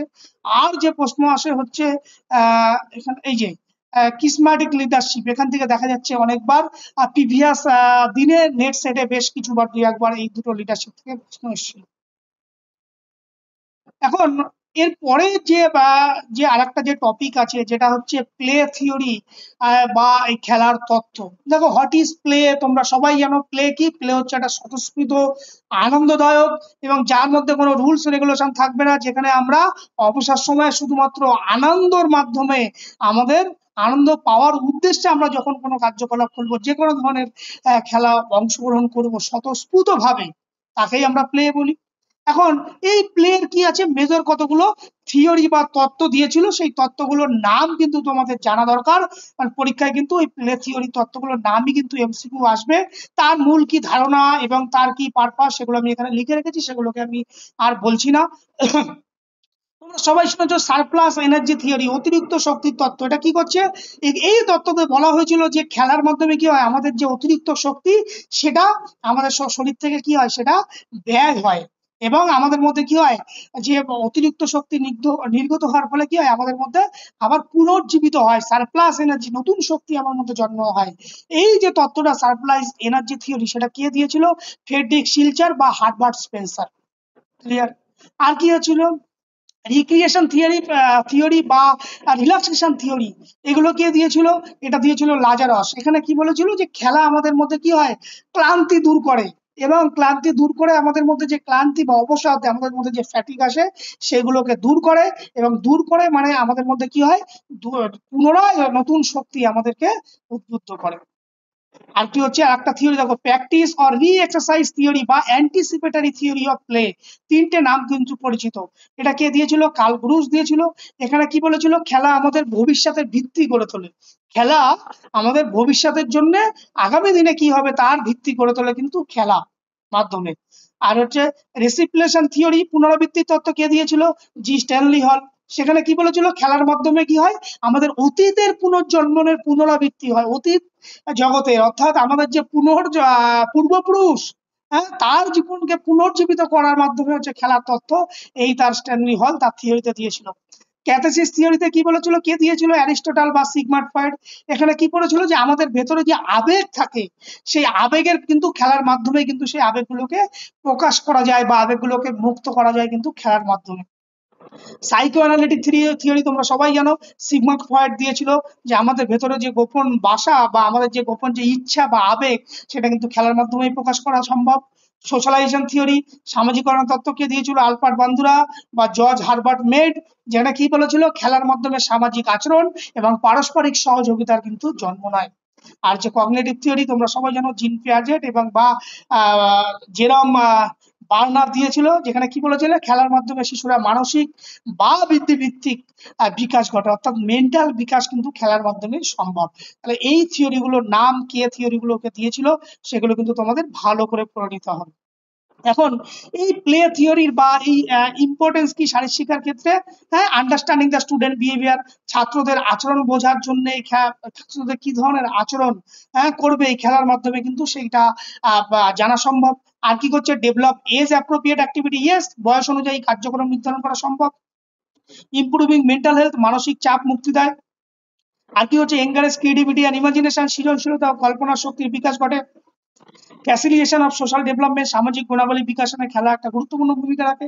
সায়েন্টিফিক প্ল্যানিং অ্যান্ড কারিকুলাম, বিজ্ঞানসম্মত পাঠ পরিকল্পনা রূপায়ণ করতে কিন্তু প্লে ভীষণভাবে কাজ করে। আর কি করে, ফর হলিস্টিক ডেভেলপমেন্ট, সামগ্রিক বিকাশ সাধনে খেলা কিন্তু ভীষণভাবে কার্যকরী ভূমিকা গ্রহণ করে। আর কি আছে, আন্ডারস্ট্যান্ডিং মোটিভেশন, উৎসাহ বা আমাদের মধ্যে প্রেরণা জগতে সাহায্য করে। Promote life long fitness and attitude, আমাদের আজীবন ফিটনেস তৈরির যে মানসিকতা সেটা বজায় রাখতে সাহায্য করে। আর কি হচ্ছে, ইন থিওরি অ্যান্ড প্র্যাকটিস, হ্যাঁ, আমাদের মধ্যে বিভিন্ন যে তাত্ত্বিক যে ব্যবহারিক যে শিক্ষা তার মধ্যে একটা সুসম্পর্ক গড়ে তুলতে সাহায্য করে। এই হচ্ছে মূলত আমাদের প্লে থিওরি যে নাম বা প্লে থিওরি আমাদেরকে কিভাবে সাহায্য করছে সেগুলো। এখন আরেকটা বোধহয় লাস্ট টপিক তোমাদের মধ্যে যেগুলো আছে, সোশ্যাল সার্ভিস বা social agency in physical education. দেখো, সোশ্যাল সার্ভিস হচ্ছে এই যে স্পোর্টস, সমাজসেবা আমাদের কিভাবে যে বিভিন্ন প্রকার যে সোশ্যাল সার্ভিস গুলো দেয় সেগুলো কিভাবে দেয় বা সেগুলোর মাধ্যমে আমাদের মধ্যে কিভাবে সামাজিক মেলবন্ধন গড়ে ওঠে সেগুলো নিয়ে আলোচনা করা হলো। সমাজসেবা হলো কি, স্বেচ্ছাসেবক কার্যকলাপ। তোমরা সবাই জানো, যা কি করছে সমাজের কল্যাণ, দরিদ্র মানুষের সহযোগিতা বা সামাজিক উন্নয়নের লক্ষ্যে পরিচিত হয়। এখন এই যে ফিজিক্যাল এডুকেশনে এই যে সোশ্যাল সার্ভিস কেন গুরুত্বপূর্ণ, কারণ খেলাধুলো আমাদের এই যে মানসিকতা, সমাজ সেবা, সমাজের প্রতি স্বেচ্ছায় কোনো কাজ করা, দরিদ্র মানুষের বা সামাজিক উন্নয়নে কাজ করার কিন্তু আমাদের গুণাবলীগুলো বৃদ্ধি করে। কিভাবে বৃদ্ধি করছে? এক হচ্ছে বিল্ড লিডারশিপ, হ্যাঁ, একটা নেতৃত্ব আমাদের মধ্যে গড়ে ওঠে। আর কি করতে, রেসপন্সিবিলিটি ইন স্টুডেন্ট, ছাত্র অবস্থায় কি হয়, বিভিন্ন দায়িত্ববোধ সম্পর্কে আমাদের কিন্তু খেলাধুলা গড়ে তোলে। আর কি করছে, promote team work and cooperation, yes, দলগত কাজ করার যে মানসিকতা এবং পারস্পরিক যে সম্পর্ক সেটা বজায় রাখতে সাহায্য করে। আর কি করে, develop social awareness and empathy, সামাজিক যে সচেতনতা এবং আমাদের পারস্পরিক যে সহানুভূতি, সেই সহানুভূতির বিকাশ কিন্তু স্পোর্টসের মাধ্যমে গড়ে ওঠে। আর কি করবে, encourage participation in national community and development, অর্থাৎ জাতীয় এবং সামাজিক উন্নয়নে যে অংশগ্রহণ করা সেই মানসিকতা কিন্তু এই খেলাধুলার মাধ্যমে কিন্তু গড়ে ওঠে। আর কি করছে, পার্সোনালিটি অ্যান্ড সিটিজেনশিপ কোয়ালিটি, অর্থাৎ আমাদের যে ব্যক্তিত্বের বিকাশ এবং একজন যে সুনাগরিক, আদর্শ নাগরিক হিসাবে গড়ে তুলতে কিন্তু এই স্পোর্টস যে আমাদের খেলাধুলা এগুলো কিন্তু আমাদেরকে একদম লার্নিং অবস্থায়, অর্থাৎ ছাত্র অবস্থায় কিন্তু এই শিক্ষাগুলো আমাদের মধ্যে দিয়ে থাকে। এখন শারীরিক শিক্ষার মধ্যে যে বিভিন্ন প্রকার সোশ্যাল এজেন্সি গুলো আছে, যেগুলো আমাদের এই ডেভেলপ গুলো করার জন্য অনবরত কাজ করে চলেছে, সেই ধরনের সামাজিক এজেন্সি গুলোকে ধরো গভর্নমেন্ট এজেন্সি কে আছে, ministry of youth affairs and sports, হ্যাঁ, এডুকেশনাল, এনসিইআরটি, সিবিএসসি, এসসিইআরটি, এগুলো আছে। স্পোর্টস এর ক্ষেত্রে কি আছে, sports authority of India. Health এর ক্ষেত্রে কি আছে, WHO, who, red cross, UNICEF. Youth এর ক্ষেত্রে কি আছে, NSS, national service scheme. Others কি আছে, বিভিন্ন প্রকার এনজিও আছে, আখড়া আছে, ব্রতচারী মুভমেন্ট আছে, এনসিসি আছে, স্কাউট আছে। এগুলো কি করছে, এগুলো কিন্তু অনবরত আমাদেরকে সোশ্যাল সার্ভিস বা এই যে সোশ্যাল কোয়ালিটি ডেভেলপ হওয়ার জন্য ছাত্রছাত্রীদের উপর কাজ করে চলেছে। এখন এর রোল কি, এদের ভূমিকা কি আছে, শারীরিক শিক্ষা বা এটা কি করছে, organise sports and fitness programme. এরা কি করছে, ক্রিয়া এবং ফিটনেস প্রোগ্রাম বিভিন্ন সময় আয়োজন করে। আর কি করছে, প্রমোট করে মাস পার্টিসিপেশন ইন গেম, বিভিন্ন প্রকার সোসাইটির একদম বেশি সংখ্যায় যারা পার্টিসিপেশন করতে পারে, সেই ব্যাপক অংশ যাতে নিশ্চিত করার তারা বিভিন্ন প্রোগ্রাম মাঝে মধ্যে অর্গানাইজ করে।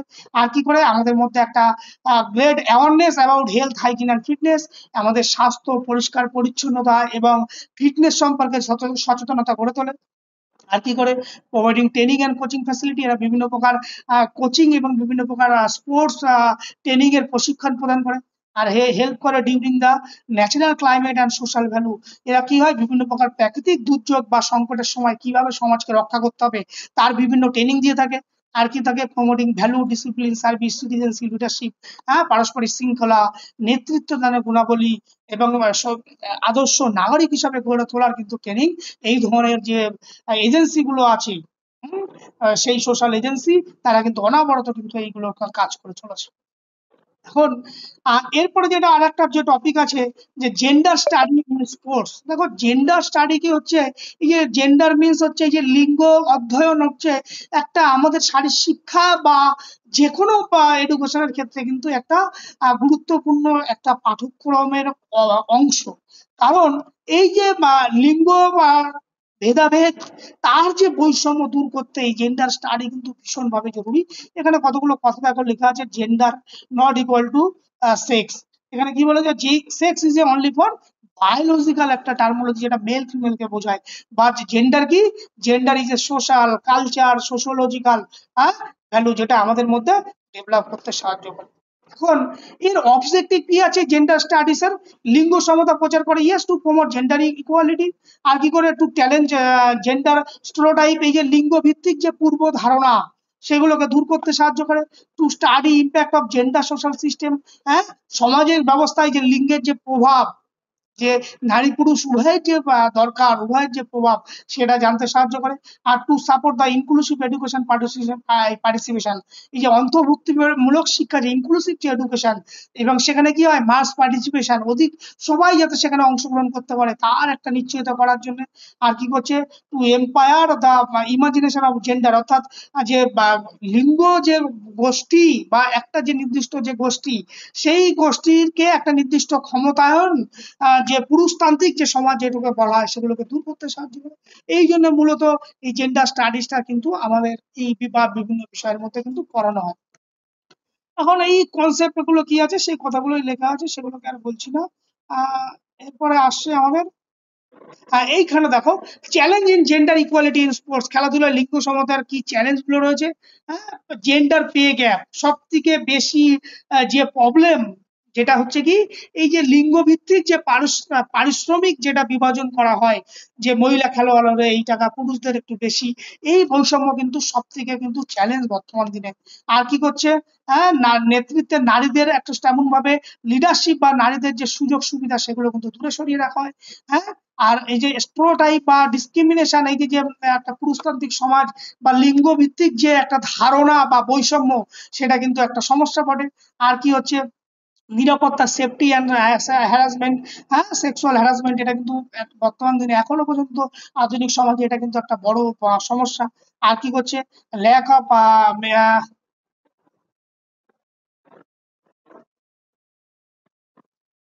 Lack of infrastructure for girls and women.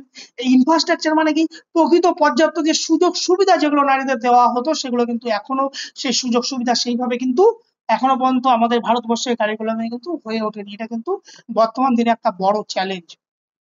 এখন এই জেন্ডার ইকুয়ালিটি ক্ষেত্রে শারীর শিক্ষার তার কি রক্ষা করা উচিত, বা শারীর শিক্ষা কিভাবে গুরুত্বপূর্ণ ভূমিকা পালন করে। কন্ডাক্ট করবে কি জেন্ডার স্পেশালাইজেশন ওয়ার্কশপ, মাঝে মধ্যে শারীর শিক্ষার উচিত এই যে জেন্ডার যে ডিসক্রিমিনেশন সেই সম্পর্কে বিভিন্ন প্রকার ওয়ার্কশপ বা সেমিনারের আয়োজন করা। আর কি করা, ইনক্লুসিভ কারিকুলাম এন্ড লেসন, এটা হচ্ছে পাঠ্যক্রমের একটা অংশকে অন্তর্ভুক্ত করা। আর equal sports facility and equipment, কি খেলাধুলার ক্ষেত্রে সমান সুযোগ সুবিধা, পুরুষদেরও যে সমান সুযোগ সুবিধা এবং নারীদেরও যেন সেই সুযোগ সুবিধা এবং যে সঠিক ইকুইপমেন্ট যেন নারীদের ক্ষেত্রে দেওয়া হয় সেটা করবে। আর কি করবে, encourage female sports coach and official, yes. বিভিন্ন সময় কি হয় আমরা দেখি সব পুরুষতান্ত্রিক, পুরুষ মূলত অফিসিয়াল, কে অফিসিয়াল করবে আর ছেলেরা অফিসিয়াল করবে, বা বিভিন্ন কোচ সাধারণত দেখি পুরুষরা কোচ। আমাদের এই যে মহিলা কোচের সংখ্যা বা মহিলা অফিসিয়াল যদি বাড়ায় তাহলে নারীদের মধ্যে কি হবে, একটা উৎসাহ জাগ্রত হবে। আর কি করতে হবে, স্টিক করবে অ্যান্টি হ্যারাসমেন্ট পলিসি। ভারতবর্ষের কিছু এই যে যৌন হয়রানির যে শিকার মেয়েরা মাঝে মধ্যে হয়ে থাকে তার জন্য কিন্তু কঠোর নীতি আইন প্রণয়ন করা উচিত, তাহলে কিন্তু এই লিঙ্গ বৈষম্য কিছুটা হলেও দূর করা যাবে। এখন সেক্স ডিফারেন্স, এই যে লিঙ্গ বৈষম্য, সেখানে আমি এই জায়গাটা বলি, এরিয়া অফ সেক্স ডিফারেন্স, লিঙ্গ ক্ষেত্রে পার্থক্য, কোন কোন জায়গাগুলো পার্থক্য আছে তোমরা জানো সবাই। ক্রোমোজোমের পার্থক্য, পুরুষের ক্ষেত্রে XY আর মেয়েদের ক্ষেত্রে XX। আর কি হরমোনের ক্ষেত্রে কি, মেলদের ক্ষেত্রে হচ্ছে টেস্টোস্টেরন, নারীদের ক্ষেত্রে হচ্ছে oestrogen. Physical strength, generally greater muscular strength, muscle mass and strength, muscle mass বেশি থাকে মেয়েদের পুরুষদের, সেই জন্য ওদের স্ট্রেংথ বেশি থাকে। কার্ডিওভাস্কুলার এন্ডুরেন্স কি হবে, এদের হচ্ছে লার্জার হার্ট এবং লাং এবং higher VO two max capacity. মেয়েদের হচ্ছে স্মলার হার্ট এবং lower VO two max capacity. Body composition, higher lean mass and body fat percentage, এদের হায়ার ফ্যাট পার্সেন্টেজ, মেয়েদের বডি ফ্যাট পার্সেন্টেজ পুরুষের থেকে বেশি হয়। আর গ্রোথ প্যাটার্ন কি হয়, growth pattern support later puberty 13 to 50 years, এদের আর্লি পিউবার্টি 11 থেকে 13 ইয়ার্স। এগুলো থেকে এমসিকিউ আসতে পারে, সেই জন্য এই ছকটা রাখা। ইমোশনাল এক্সপিরিয়েন্স, ছেলেরা সাধারণত কি হয়, একটা লেক্স এক্সপ্রেসিভ জেনারেলি, এরা কি করছে মোর ইমোশনালি এক্সপ্রেসিভ, মেয়েরা একটু আবেগগত ভাবে একটু ইমোশনাল হয়ে থাকে, সেটাই বলা হচ্ছে। কোঅর্ডিনেশন স্কিল কি হচ্ছে, ছেলেদের ক্ষেত্রে বেটার গ্রস মোটর স্কিল, মেয়েদের ক্ষেত্রে better fine motor skill, balance and rhythm, এই ধরনের অ্যাক্টিভিটি মেয়েরা সাধারণত ভালো করে, ওই জন্য মেয়েদের জিমন্যাস্টিক্সে কিন্তু মেয়েরা ভালো রেজাল্ট করে পুরুষদের থেকে। এখন এই যে যে শারীর শিক্ষা, এই যে যে জেন্ডার ডিফারেন্স, তার কি গুরুত্ব আছে, দেখো সেখানে আমি কতগুলো পয়েন্ট করে রেখেছি। এটা হচ্ছে দেখো ডিজাইনিং জেন্ডার স্পেসিফিক ট্রেনিং, আমাদের যে জেন্ডার স্পেসিফিক ট্রেনিং কিন্তু আমাদের মাঝে মধ্যে এইগুলোকে দেওয়া দরকার। অনেক সময় কি হয়, আমরা একই ট্রেনিং ছেলে মেয়েদেরকে উভয়কে দিয়ে ফেলি, সেক্ষেত্রে কিন্তু অনেকটা অসুবিধা হয়। আর কি হয়, যার ফলে আমাদের ইনজুরি প্রিভেনশন হয়ে হয়ে থাকে। ফেয়ার পার্টিসিপেশন এন্ড কম্পিটিশন যদি আমরা করতে চাই, তাহলে আমাদের এই যে ছেলে মেয়েকে উভয়কে আলাদা আলাদা করে আমাদের কম্পিটিশন রাখা দরকার। এবং সাইকোলজিক্যাল আর ইমোশনাল আন্ডারস্ট্যান্ডিং, হ্যাঁ, ছেলেরা কারণ কি হয় একটু প্রতিযোগিতামূলক এবং ক্রিয়াতে পছন্দ করে এবং প্রতিযোগিতামূলক পারফরমেন্স করতে সবসময় পছন্দ করে। মেয়েরা সাধারণত একটু সহযোগিতামূলক, পারস্পরিক একটু আন্ডারস্ট্যান্ডিং, এই ধরনের গেমকে ওরা বেশি পছন্দ করে, বা এই ধরনের অ্যাটিচিউড তাদের মধ্যে বজায় থাকে। আর প্রমোটস কি করে জেন্ডার সেন্সিটিভিটি এডুকেশন। হ্যাঁ, মেয়েরা সাধারণত কি হয়, মেয়েরা সাধারণত একটু তারা আবেগপ্রবণ এবং সবাইকে একটা মিলেমিশে সবাইকে সুযোগ দিয়ে কাজ চলতে যায়, কিন্তু পুরুষটা কিন্তু আমাদের যে পুরুষ সেখানে কিন্তু, বা ছেলেরা আমরা সাধারণত কি করি, আমরা সবসময় কি হয় পারস্পরিকের মধ্যে একটা কম্পিটিটিভ নেচার, জেতার নেচার পরস্পরের থেকে, হ্যাঁ, অন্যের সাথে অন্যের তুলনা, এই জাতীয় নেচার কিন্তু আমাদের মধ্যে একটু বেশি থাকে। আরেকটা যদি করা যায় ইমপ্রুভ পারফরমেন্স অ্যান্ড মোটিভেশন, এই যে যদি মেয়েদের পারফরমেন্স অ্যান্ড মোটিভেশন ডেভেলপ করতে চাই, তাহলে কিন্তু আমাদের মহিলা কোচের সংখ্যা বাড়াতে হবে। এবং মহিলা কোচ পেলে কিন্তু অনেক মেয়েরাই কিন্তু আত্মবিশ্বাসী হয় নিজেদের প্রতি। অনেক সময় পুরুষ কোচের দ্বারা কিন্তু মেয়েরা অনেক সময় তারা স্বচ্ছভাবে তাদের যে বিভিন্ন সমস্যার কথা সেগুলো কিন্তু প্রকাশ করতে পারে না। তাহলে এই ফিমেল কোচ যদি হয়, তাহলে কিন্তু নারীদের অংশগ্রহণ কিছুটা বাড়বে। এবং inform policy and curriculum design, কারণ মেয়েদের বিভিন্ন প্রকার সমস্যা থাকে, সেই সমস্যা এবং কে মাথায় রেখে তাদের কিন্তু প্ল্যানিং বা পরিকল্পনা করা যদি স্পোর্টস এর ক্ষেত্রে যায় আলাদা করে, তাহলে কিন্তু তাদের অংশগ্রহণ আরো বাড়বে। এনকারেজ পার্টিসিপেশন ইন স্পোর্টস, খেলাধুলায় অংশগ্রহণের বৃদ্ধি পাবে। এই উপরোক্ত যদি পলিসিগুলোকে আমরা মেনে চলি, তাহলে কিন্তু নারীদের কিছুটা হলেও এই স্পোর্টস পারফরমেন্স বৃদ্ধি পাবে। এখন দেখো এখানে gender equality, inequality in sports, এই কথাগুলোকেই আমরা আগে লিখেছি, এগুলোকে আর বলছি না। কি কারণে হয়, আর লিঙ্গ বৈষম্য, তার বিভিন্ন কারণ লেখা আছে। এই যে ওমেন্স পার্টিসিপেশন ইন স্পোর্টস, এটা যদি একটু আমরা হিস্টোরিক্যাল দেখতে যাই, সেটা তোমরা সবাই পড়েছো যে নারীদের আজও বিভিন্ন রকম ব্যারিয়ার কিন্তু এই ওমেন্স পার্টিসিপেশন ইন স্পোর্টস, সেটা আমাদের এই বর্তমান দিনে এখনো পুরুষতান্ত্রিক সমাজে কিন্তু এটা আমরা বয়ে নিয়ে চলেছি। কারণ আমরা নারীরা যে স্বচ্ছভাবে খেলবে, এটা কিন্তু আমরা, বরঞ্চ আমাদের সমাজ এখনো ভালোভাবে সব সোসাইটিতে পুরুষদের মতো যেভাবে আমরা মেনে নিই খুব সহজে, নারীদের ক্ষেত্রে সেটা কিন্তু আমরা মানতে পারি না, বা এখনো পর্যন্ত সমাজ কিন্তু সেইভাবে মানে না। এমন যদি হিস্টোরিক্যাল কিছু পার্সপেক্টিভ প্রেক্ষাপটে যদি আমরা দেখি, যে সেখানে ঐতিহাসিক ভাবেও কিন্তু নারীরা ক্রীড়ায় অংশগ্রহণে বিভিন্ন প্রকার বাধার সম্মুখীন হতেন, এবং বর্তমানে সেই বাধা কিন্তু আজও অতীতে ঐতিহাসিক প্রেক্ষাপটেও যখন বাধা ছিল, এখনো কিন্তু সেই ব্যারিয়ার কিন্তু আমরা কাটিয়ে উঠতে পারিনি। কারণ the first Olympic games are allow for women, দেখো ওমেনদের ক্ষেত্রে প্রথম মডার্ন অলিম্পিক কত সালে শুরু হয়েছিল, 1896, কিন্তু ফার্স্ট ওমেন পার্টিসিপেশনের সুযোগ কবে দেওয়া হয়, 1900 সালে প্যারিস অলিম্পিকে। হ্যাঁ, আর ইন্ডিয়ান ওমেন দেখো পিটি উষা, মেরি কম, পিভি সিন্ধু, বহু নারী কিন্তু এখানে উল্লেখযোগ্য আমি নাম দিয়েছি। এরা কি হয়েছে, এরা এই সমস্ত ব্যারিয়ারকে কাটিয়ে তুলেও কিন্তু আজকে সাফল্যের জায়গায় পৌঁছে যেতে হবে। তাই নারীদেরকে, বিশেষ করে ওমেন পার্টিসিপেশনের যে ব্যারিয়ার গুলো আছে, তাদেরকে বলবো বাধা, কোনোটাই বাধাকে কাটিয়ে উঠতে হবে, এবং কোনো বাধাকেই অতটা মান্যতা দিতে হবে না, নিজের লক্ষ্যে স্থির থাকতে হবে। তাহলেই কিন্তু এই ধরনের, এই যে যাদের কথা আমরা বলছি পিটি উষা, মেরি কম, পিভি সিন্ধু, এই ধরনের মতো নারী কিন্তু আরো অসংখ্য করে উঠবে। এখন এই ইম্পর্টেন্স কোথায়, দরকার নেই, একই কথা। হ্যাঁ, এখানে এই যে ইন্ডিয়ান ওমেন স্পোর্টস, ভারতের বিখ্যাত কতগুলো ক্রীড়াবিদ, পিটি উষা, তাকে কি বলা হতো, Payyoli Express, Asian Games medal পেয়েছিল। Mary Kom boxing 6 time world championship, PV Sindhu badminton Olympic silver ও ব্রোঞ্জ মেডেল পেয়েছিল। আর কি বলেছিল, মিতালি রাজ ক্রিকেট, হ্যাঁ, Sania Mirza tennis, Mirabai Chanu weightlifting. তাহলে এই সমস্ত নারী কিন্তু এই সমস্ত ব্যারিয়ার গুলো কেটেও কিন্তু আমাদের বিভিন্ন সময় এই জায়গাটায় পৌঁছে গেছে। এখন এই জায়গার জন্য ভারত সরকার কিন্তু কোনো রকমে বসে নেই, তারাও কিন্তু মাঝে মধ্যেই নারীদের উৎসাহের জন্য বিভিন্ন প্রকার প্রকল্প কিন্তু চালু করছে, এত বেরিয়ার থাকা সত্ত্বেও। সেগুলো চালু করা উচিত বলে আমি মনে করি। সেগুলোকে কি, সেগুলো দেখো আমি এখানে লিখেছি, initiate to promote on sports. এই যে খেলো ইন্ডিয়া ফর গার্লস, শুধু যদি খেলো ইন্ডিয়া আমরা জানি চালু হয়েছে, যদি এই 2018 সালে যদি এই খেলো ইন্ডিয়া ফর গার্লস শুধুমাত্র গার্লসের জন্য যদি চালু হয়, তাহলে বোধহয় নারীদের অংশগ্রহণে আরেকটু নারীরা মোটিভেট হবে। আর কি হবে, রিজার্ভেশন ফর গভর্নমেন্ট জব আর স্পোর্টস ওমেন, যদি মেয়েদের ক্ষেত্রে যদি স্পেসিফিক রিজার্ভেশন থাকে, শুধুমাত্র মেয়েরাই ওই চাকরির জন্য সংরক্ষণ হবে, সেক্ষেত্রে হতে পারে।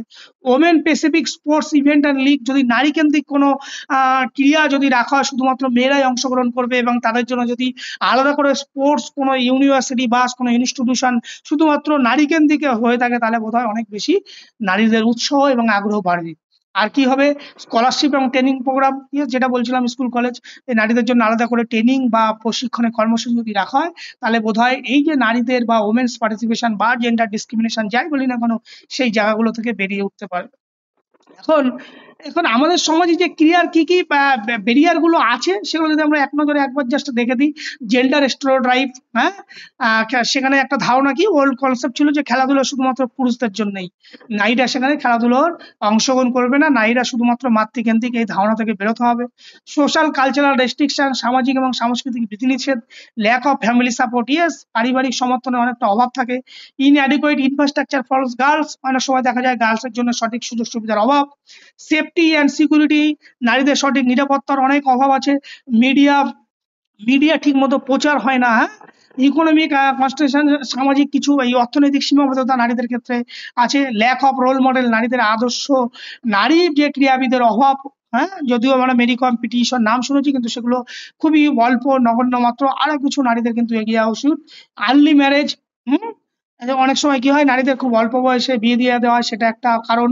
আর রিলিজিয়ান মিসকনসেপশন, ধর্মীয় কিছু ভুল ব্যাখ্যা করা হয়, সেই কারণে হতে পারে। এই হচ্ছে মূলত তোমাদের যে সোশিওলজির যে সিলেবাস ছিল, সেগুলোকে আমরা শেষ করলাম। এবার বলো তোমাদের এখান থেকে কোনো কোয়ারিজ কিছু যদি থাকে সেগুলোকে বলো, না হলে আমরা এখানে কিছু এমসিকিউ আছে সেগুলোকে নিয়ে আমরা বলবো। বলো, কুইক রেসপন্স দাও।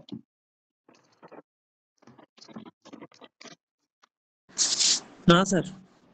ওকে ওকে, বেশ, চলো এবার মাইক্রোফোনটা অন করে নেবে, সবাই উত্তরগুলোকে দেবে, হ্যাঁ। এখানে আমি 400টা মতো প্রশ্ন তোমাদের জন্য করে রেখেছি, আশা করি ওর বাইরে কিছু আসবে না, যদি আসে কখনো, বা আসলেও ওই রিলেটেডই আসবে।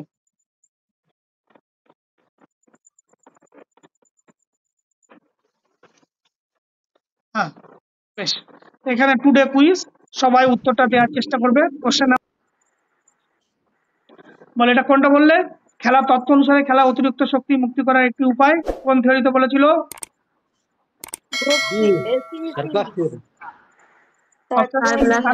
Surplus energy theory.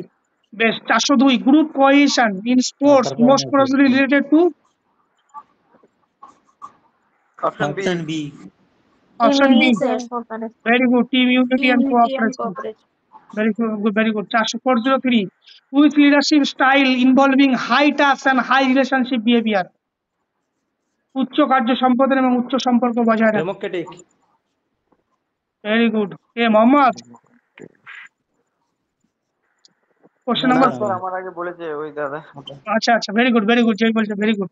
Question number 4, on major sociological function of sports, ক্রীড়া সামাজিক প্রধান কাজ হলো? Social interaction. These. Option B, inequality. These. Option B, very good Malabika. Question number 4. The belief that boys are more suited for sports than girls is an example of? ছেলেদের তুলনা এই মেয়ে এই ছেলে, হ্যাঁ, Gender stereotype. Very good. C, sir. Option C. Very good. Question number 6, 406. Which of the following is not a barrier to women participation in sports? নিচের কোনটা barrier নয় নারীদের প্রতিবন্ধকতা নয় খেলাধুলায় অংশগ্রহণ করার? Lucky facility, B, sir. Lack of B, B. facility. Lack of facility. নয় বলেছি, প্রতিবন্ধকতা নয়। ইকুয়াল প্লে প্রতিবন্ধকতা নয়, স্যার। না, Equal pay. Equal pay option C. Question number 7. Play improve child social development is option C. খেলা কিভাবে সামাজিক বিকাশ সাধনা করে? না, development work. Developing C, C. Cooperation Developing communication. Cooperation and communication. Very good, very good. 408. In physical education, which equality is most associated with leadership? নারী শিক্ষার নেতৃত্বের সবচেয়ে কোন গুণটি? Physical strength. Discipline. Option B. Discipline. Discipline. কেন physical Discipline. Strength? Very good. Question number 9. Gender inequality in sports can be reduced by কিভাবে কমানো যাবে? Option C. Very good, very good. Question number, Promoting quality. which of the following is a formal social agency? ওইসব কোয়েশ্চেনটা আসছে না। Family, friend, school, peer group. প্রশ্নটা দেখে নাও, নিম্নের মধ্যে কোনটি আনুষ্ঠানিক সামাজিক সংস্থা? ফ্যামিলি না ফ্রেন্ড না স্কুল না peer group? School. Option C, very good, school. Question number 11। হ্যাঁ, school. Question number 11. Leadership that adopt based on the situation is called, যে নেতৃত্ব পরিস্থিতির উপর নির্ভর করে তা হলো? পরিস্থিতির উপর। Situational. Very good. Situational. The play theory by Stanley Hall is called, Stanley Hall যে থিওরি দিয়েছিল তার নাম কি? Option C. Option C. Very good, very good. Recapitulation theory. 13. Which hormone affected physical performance difference between men and women? বললাম কিন্তু ছকের মধ্যে ছিল। হ্যাঁ, B sir. B B. B sir. very good. Question number 14. The term of socialization in sports means, socialization বলতে কি বুঝি? Learning value and norms through play. Learning value and norms through play. Very good. Question number 15. Which is a primary social group?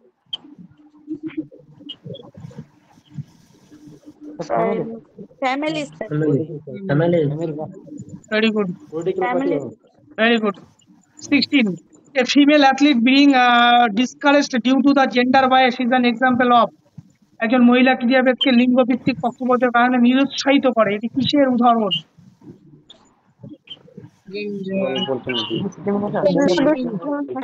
Gender discrimination. C sir. Discrimination. 417. Which of the psychological barrier to women participation in sports? কোনটা psychological barrier? Body image. Very good. কে বললি এটা? Shrabani. Yes sir. Very good. Question number 18. Which leadership type focus more on freedom or expression and decision making? Lazy fair. Option A. Fair. Very good. Yes, sir. Question number, games promote for moral value. Ethical. Ethical value. অবশ্যই ethical value. Very good, Debanjan. 402. 420. Which theory play suggest play is a preparation for adult life? Antecedent theory. আর অ্যান্টিসিপেশনাল। ভবিষ্যৎ প্রস্তুতি, এখানে adult life মানে ভবিষ্যৎ প্রস্তুতি। Option C. Question number 21. Which of the following helps to promote leadership through sports? চশমাটা দে না। চশমাটা team games কোনটি ক্রিয়ার মাধ্যমে নেতৃত্বের বিকাশে সহায়তা করে? টিম গেম দেখে যাচ্ছে ভুলেই গেছি অপশন বি কিরকম team game team game. 402 the influence of society on sports is refer to as. সমাজকে ক্রিয়ার উপর প্রভাবকে কি বলা হয়? Option socialisation of board sports very good, very good. Socialisation sports 403 which of the following is an external barrier for women in sports? External barrier, fear of injury fear of injury তো নিজের হচ্ছে, external বলেছে বাইরে। Family pressure লো কনফিডেন্সটা কার হচ্ছে? নিজের ক্ষেত্রে না হচ্ছে? Pressure family negative self image family pressure হবে sir family pressure yes, very good. হ্যাঁ, ফ্যামিলি প্রেশার হবে। Very good Sonia. Question number 24 which is more likely to face a double burden of work and sports? কে কাজ ও খেলাধুলার দ্বৈত চাপের মুখে পড়ে? Female athlete অবশ্যই Family athlete. অবশ্যই ফিমেল অ্যাথলিট। Question number 25 একদম sports as a means of national integration is an example of। জাতীয় সংহতি রক্ষায় ক্রিয়ার একটি উদাহরণ।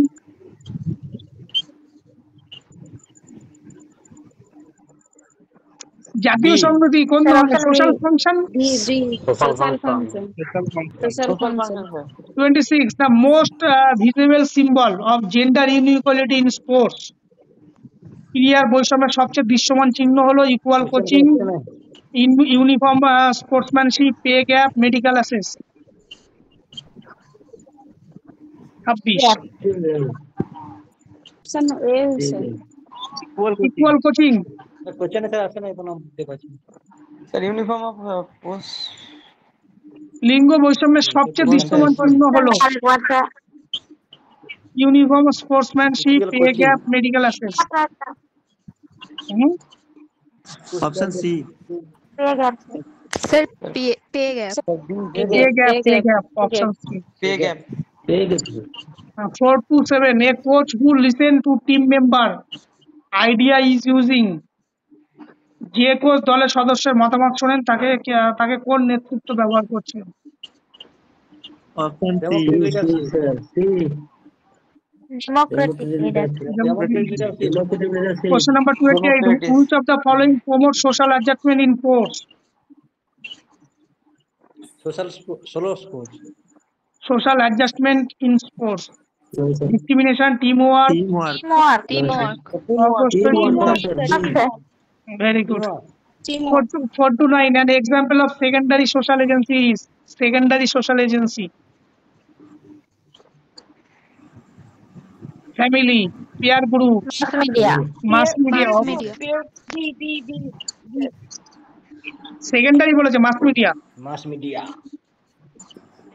মিডিয়া হবে sir Last question according to the functionalist view sports serve at the following purpose। ফাংশনালিস্টের মত অনুযায়ী ক্রিয়া কোন উদ্দেশ্য পালন করে? প্রমোটেড